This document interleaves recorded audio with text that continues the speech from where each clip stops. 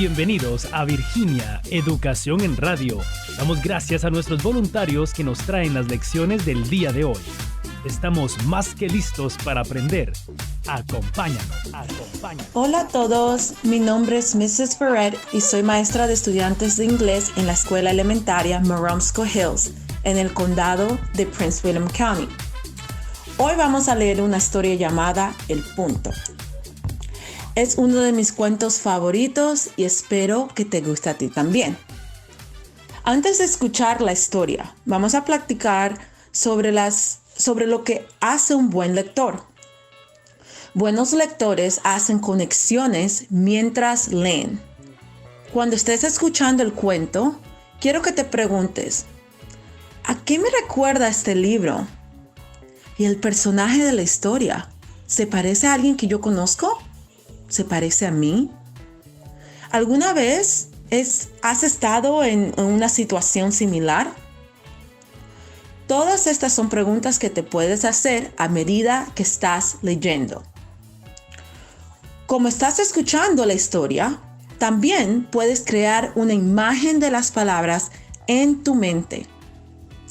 Por ejemplo, si la historia dice que la estudiante está en la escuela, imagínate una escuela. Imagínate el salón de clase, los escritorios, hasta los colores de la silla. Estas imágenes te ayudan a entender la historia mucho mejor. Ahora vamos a escuchar el cuento El Punto. El Punto.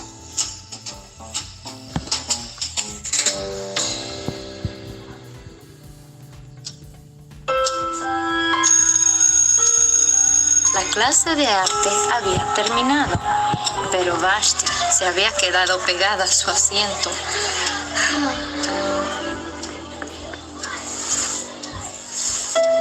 Su hoja estaba en blanco.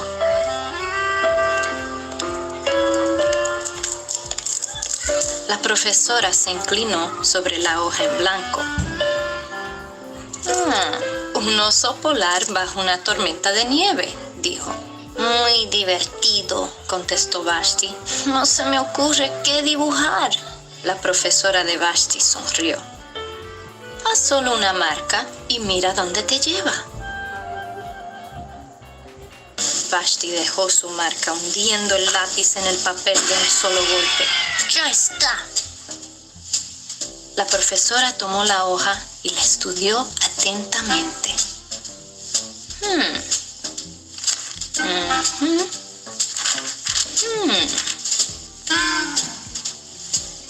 Devolvió la hoja a Vashti y tranquilamente dijo, ahora, fírmalo. Vashti pensó por un momento. Bueno, quizá no sepa dibujar, pero sí sé escribir mi nombre.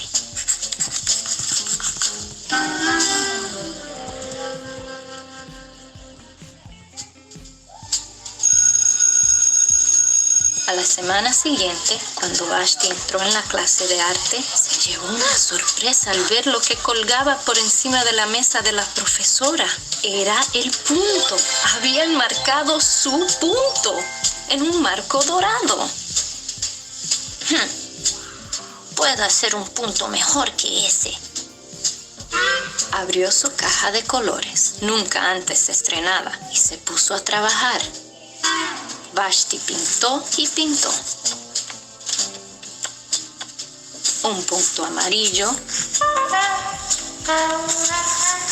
un punto verde, un punto rojo,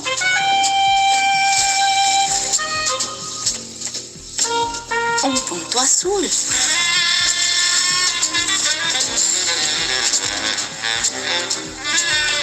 Mezclando el azul con el rojo, descubrió que podía pintar un punto violeta.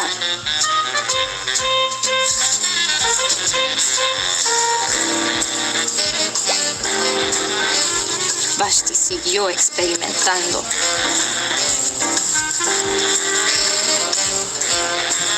vimos un montón de puntos de muchos colores.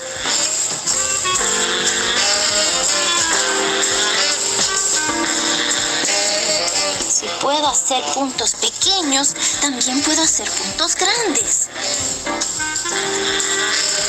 Vashti esparció los colores con un pincel más grande, en un papel más grande, y pintó puntos más grandes.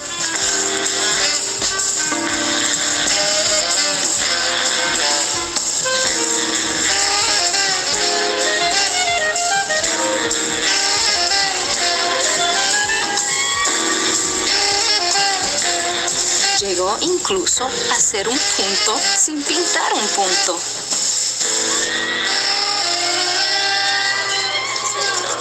Unas semanas después, en la exposición de la Escuela de Arte, los puntos de Vashti causaron sensación.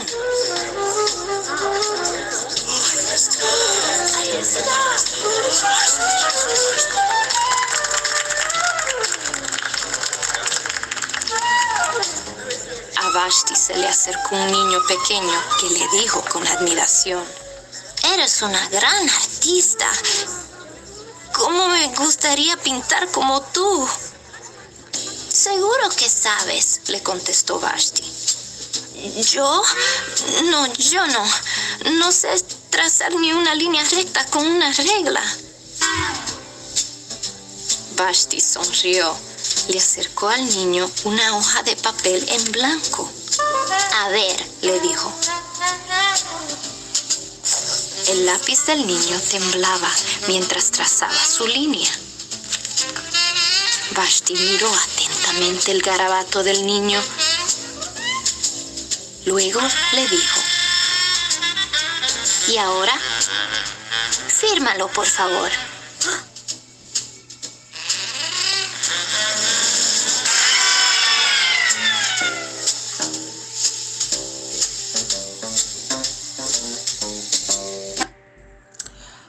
¡Wow! Me encanta esta historia. Estoy muy agradecida a Scholastic por darnos el permiso de poder escuchar el cuento El Punto. Espero que hayas hecho muchas conexiones y creaste imágenes en tu mente. Ahora vamos a hacernos otras preguntas después de haber escuchado la historia. ¿Qué le sucede a Vashti cuando comienza a creer que puede dibujar? ¿Qué le sucede al niño después de haber firmado su propio dibujo? Mándame tus respuestas a Radio Poder. Me encantaría escucharlas. También puedes tratar estas actividades en casa. Vashti experimenta con diferentes colores cuando está pintando. ¿Puedes tú intentar mezclar colores para hacer otros nuevos? Y finalmente, y esta es una actividad muy divertida, haz un dibujo que consista solamente de puntos. Quizás es un poco difícil o quizás no. Puedes mandar fotos de tu trabajo a Radio Poder. Y eso es todo por hoy. Gracias por escuchar esta lección. Espero que hayan disfrutado. Adiós. Estás escuchando Virginia, Educación en Radio, una colaboración de Radio Poder 380 y el Departamento de Educación de Virginia. Buenos días, mi nombre es Gladys Guzmán. Yo soy profesora de español y estoy ejerciendo mi primer año en el condado de Fluana, en la región central del estado de Virginia. Yo enseño a estudiantes de quinto, sexto y séptimo grado el curso de Introducción a Español y una clase de español avanzado. Me uní a este proyecto porque quiero inspirarlos a que exploren sus habilidades intelectuales en este momento. Ustedes se preguntarán qué son habilidades intelectuales. Esta pregunta tiende a aburrir a muchos de ustedes porque lo intelectual tiende a representar una montaña en la que al escalar hay que descifrar datos, fechas, ecuaciones y términos que en muchos casos tienen que ser memorizados o hay que practicarlos sin despertar más que un interés por obtener una calificación, pero sin ofrecer en ese escalar la oportunidad de pensar en crear. Quiero clarificarles que las habilidades intelectuales no nacen necesariamente en un salón de clase. Las habilidades intelectuales nacen de nuestra curiosidad propia por explorar, viajar y encontrar significado en las cosas que hacemos y que nos rodean. Las grandes civilizaciones del mundo no nacieron en un salón de clase. Las grandes civilizaciones nacieron de la curiosidad y del interés por entender el rol del medio ambiente y la naturaleza en relación con el ser humano. Las matemáticas, la ciencia, la filosofía y la mitología, entre otras materias, son esas montañas que ustedes se ven obligados a explorar por medio de exámenes o hojas de prácticas, sin entender que el rol de estas materias en la expansión de civilizaciones fue a causa de la curiosidad. Con este proyecto les propongo escalar montañas o habilidades intelectuales y explorar esas montañas desde otro punto de vista. Mi proyecto es explicar cómo el arte de la historia oral latinoamericana inspiró la historia del arte latinoamericano. Primero, quiero indicarles que nosotros los hispanos no tenemos que mirar hacia Asia, el Medio Oriente, África o Europa para encontrar montañas con un inmenso material de conocimiento. Nuestra herencia maya, azteca e inca es una montaña con sus propios archivos de información que nos puede ayudar a entender que las habilidades intelectuales no solo requieren saber sumar o restar, leer o escribir, sino que también demandan que podamos aplicar esos conocimientos para crear y preguntarnos cómo aprendemos y a dónde vamos o nos dirigimos para poder aprender. Empezaré esta exploración de montañas o conocimientos compartiendo con ustedes la importancia de la historia oral en la fluidez de nuestro lenguaje y nuestra cultura latinoamericana. La historia oral puede contestar la pregunta ¿cómo aprendemos? Todos nosotros aprendemos nuestras primeras palabras y conocimientos en casa.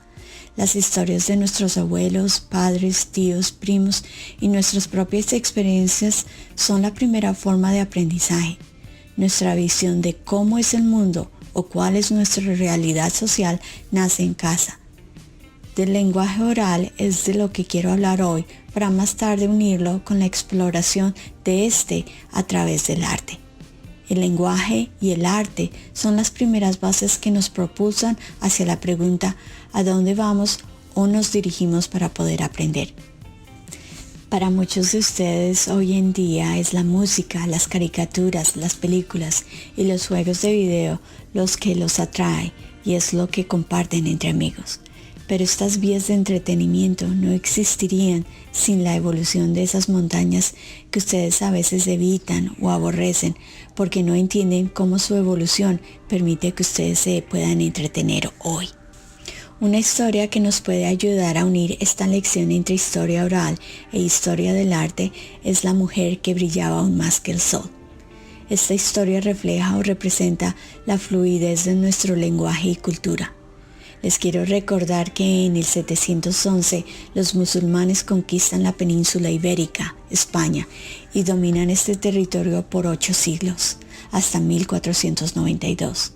Después viene la expedición y exploración española hacia América y la influencia o imposición de esta civilización ante civilizaciones ya establecidas en América, tales como los aztecas en México y los incas en Perú. Estas civilizaciones también se ven influenciadas por otras menores, como los zapotecas, que se desarrollaron entre los años 250 y 800 a.C., en la región de Oaxaca, México. La historia que voy a leer hoy está basada en un poema que tiene su origen en la historia oral de los zapotecas y que ha sido pasada de generación en generación. Empezaré leyendo la historia de la mujer que brillaba aún más que el sol. Derechos de autor de texto 1991 por Alejandro Cruz Martínez. Derechos de autor de ilustraciones 1991 por Fernando Olivera. El permiso de uso fue planeado con Children's Books Press, un sello de Lee & Bow Books Incorporated, New York, 116. Se puede comprar este libro en el sitio web www.leeandlaw.com. Empezaré entonces la historia. La mujer que brillaba aún más que el sol, basado en un poema por Alejandro Cruz Martínez. El día que llegó Lucía Centeno al pueblo, todo el mundo se quedó asombrado.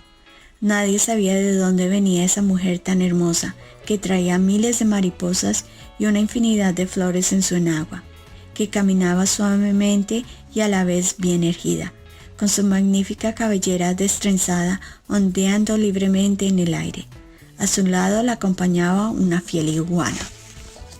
Nadie sabía quién era, pero sí sabían que no había nada que brillara tanto como Lucía Centeno. Alguna gente decía que Lucía Centeno brillaba aún más que el sol. Otros decían que su espléndida cabellera parecía atajar la luz. Todos comenzaron a sentir algo de miedo de este ser tan maravilloso y tan desconocido. Cerca del pueblo había un río, casi el mismo que corre allí ahora, y la gente decía que cuando Lucía Centeno se fue a bañar al río, el río se enamoró de ella. El agua se salió de su cauce y comenzó a fluir suavemente por los negros cabellos de Lucía. Cuando Lucía terminaba de bañarse, se sentaba al lado del río y se peinaba los cabellos con un peine de madera de mezquite. Y entonces las aguas, los peces y las nutrias se escurrían de la cabellera de Lucía Centeno y retornaban otra vez a formar parte del río. Los ancianos del pueblo decían que aunque Lucía era distinta, había que honrarla y guardarle respeto. Decían que ella tenía mucha afinidad con la naturaleza.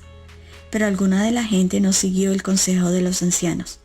Les tenían miedo a los poderes de Lucía, porque no los comprendían. Así que no le devolvían el saludo ni le ofrecían su amistad. En cambio, hablaban mal de ella y la espiaban día y noche. Pero Lucía no los trataba a ellos de la misma manera. En cambio, se apartaba de ellos y seguía caminando con dignidad. Mucha gente se enojó a causa de esto. Comenzaron a murmurar que Lucía les iba a hacer daño a todos. La gente comenzó a tenerle más temor y al fin la obligaron a irse del pueblo. Lucía bajó al río una última vez para despedirse. Como siempre, las aguas salieron a saludarla y comenzaron a fluir entre sus largos cabellos.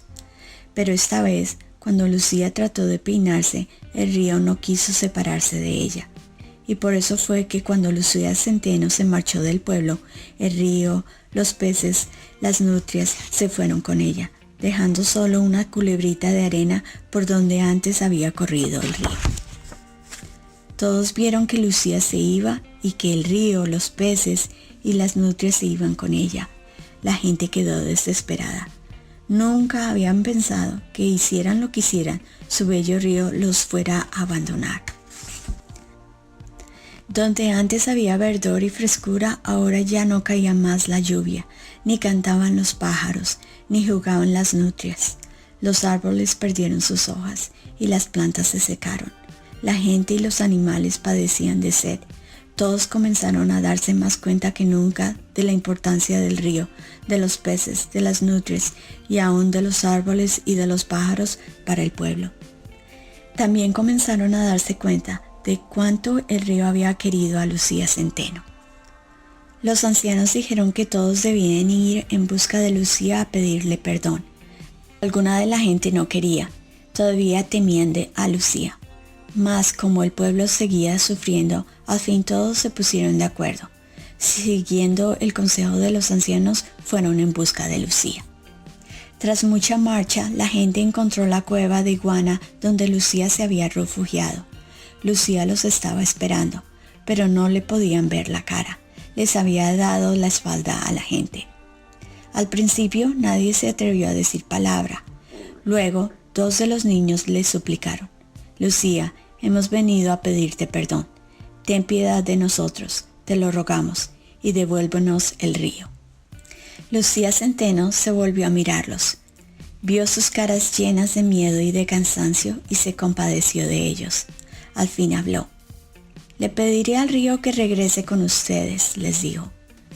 Pero así como el río le da agua a todo el que está sediento, sin importarle quién sea, ustedes necesitan aprender a tratar a todos con bondad, aun a los que parecen ser distintos. La gente recordó cómo habían tratado a Lucía y bajaron la cabeza, avergonzados. Al ver que la gente estaba verdaderamente arrepentida, Lucía regresó con ellos al pueblo y comenzó a peinarse los cabellos. Se peinó y se peinó hasta que salieron las aguas, los peces y las nutrias, y siguió peinándose hasta que todo el río había vuelto otra vez a su lugar. La gente estaba feliz de tener al río de vuelta. Se echaban agua a sí mismos y se la echaban a sus animales. Se tiraban al río y lloraban y reían de alegría. Hubo tanta algarabía que nadie se dio cuenta de que Lucía había desaparecido de nuevo. Cuando los niños y las niñas le preguntaron a los ancianos a dónde se había ido, los ancianos dijeron que no los había abandonado. Aunque no la pudieran ver más, siempre estaría con ellos, cuidándolos y protegiéndolos. Siempre estaría ayudándolos a vivir de corazón, con amor y comprensión para todos. Entonces, como podemos escuchar, esta es una historia que resalta cómo nuestra cultura está arraigada al campo y nuestra apreciación por el medio ambiente, ya que hace parte de nuestra sobrevivencia. Y en este momento, creo yo, esta historia nos puede dar perspectiva ante las preguntas que hice al principio de esta transmisión. ¿Cómo aprendemos? ¿Qué nos motiva a aprender? ¿Y a dónde vamos o nos dirigimos para poder aprender? La respuesta está en el arte de la historia oral, que pasa de generación en generación y más tarde se convierte en el término habilidad intelectual. En esta historia, los ancianos son los que entienden la afinidad de Lucía Centeno con la naturaleza y aconsejan a la gente del pueblo a honrarla y guardarle respeto. La realidad social por medio de la historia oral. La realidad social por medio de la historia oral después empieza a evolucionar en la narración cuando el río se va con Lucía Centeno y la gente del pueblo se ve obligada a confrontar su error ante la desconocida que atrae a la naturaleza. Nuestro aprender viene de nuestra necesidad de saber de dónde venimos, de entender que las habilidades intelectuales son escaladas con herramientas o temas tan básicos como una historia oral de una civilización establecida antes de que España fuera una nación y de que los europeos llegaran a América e incorporaran su propio entender del mundo. Los dejo con un dato que tal vez los impulse a leer más sobre las civilizaciones antiguas de las Américas, como los mayas, aztecas e incas. El dato es acerca de los zapotecas. La leyenda del origen de creación de los zapotecas afirma que los ancestros de estos emergen o aparecen de la tierra o de las cuevas, o que los árboles y los jaguares se transforman en humanos. Acuérdense que Lucía Centeno llega al pueblo y ella está muy conectada a la naturaleza, y cuando es rechazada, ella se refugia en una cueva. La mitología indígena es una manera de conectarnos a nuestro pasado para entender nuestro presente y proteger nuestro futuro. Si están interesados en saber más sobre los zapotecas o Alejandro Cruz Martínez, pueden dirigirse al internet e investigar por ustedes mismos. Les agradezco por haber escuchado esta transmisión y espero que tengan un feliz día. Gracias. Sería un honor saber de ti. Envíanos tu texto al 804-571-1380, texto o WhatsApp 804-571-1380.